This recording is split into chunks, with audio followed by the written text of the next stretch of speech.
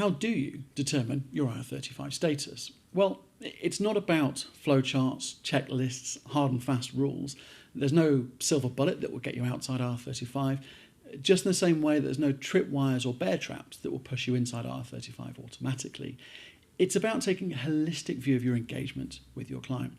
What's more, you're likely to land somewhere on a spectrum with your determination, from being either strongly inside IR35 to being strongly outside IR35. And it may well be that you look at your practices and your contracts and decide that you are outside IR35. Your client might undertake the same exercise and think that actually you're a bit more borderline, and then they decide that you're inside IR35 out of being cautious.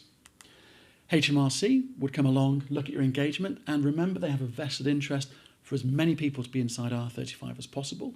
So it may well be they think that you have a stronger case for being inside IR35.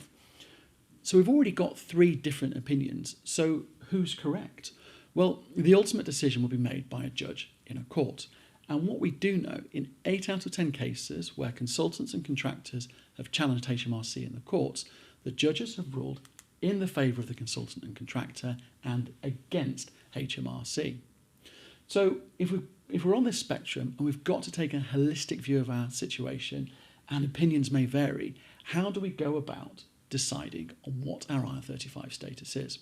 Well, what we do know is there are a series of factors that help us to decide on our position. We have 3 primary factors. They are mutuality of obligation, and specifically the absence of mutuality of obligation. If you're an employee, there is a mutuality of obligation. You're required to turn up for work and your employer is required to pay you. There is a mutuality of obligation there. If you're a consultant or a contractor, that shouldn't be present. You are paid to deliver a specific piece of work, not just to be available to do some work. The second primary factor is substitution. So can you send in a substitute in your place? And finally, control, and specifically the absence of control that your client has over you. Your client shouldn't be able to tell you what to do, when to do it, where to do it, and how to do it. That's what clients do to employees.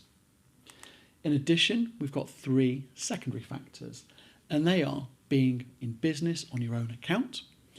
Secondly, it's about being part and parcel. Well, specifically, it's about not being part and parcel of your client's organisation. You need to make sure that you don't look like any other employee inside your client's organisation and that you're not deeply ingrained in their culture and processes. And finally, financial risk. If you're in business on your own account, there is an expectation there that you will take some financial risk. The challenge with these factors is there's no clear mechanism in terms of saying, well, 1 from the top and 3 from the bottom will get you outside IR35. The weight of the factors can vary between consultant and contractor to consultant and contractor. In one case, the strength of substitution may overcome more control that a client has over a consultant or contractor, or it may be that they're in the complete opposite situation. What's more, the other thing to bear in mind is that the starting point for determining your status is your contract, but actually you need to consider your working practices as well. Because if the reality of your working practices varies from what's in your contract, HMRC and judges will look at your working practices and make a determination based on those.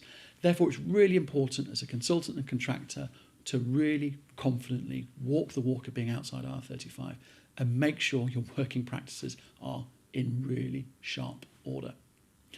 So what can you do as a consultant and contractor between now and April 2021? You've got to take the time to understand these 6 factors.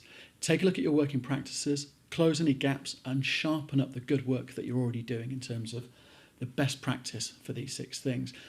Remember, explore the videos and the content that we've produced. We go through each one of these factors in detail and we'll give you tips and advice on the things that you need to do.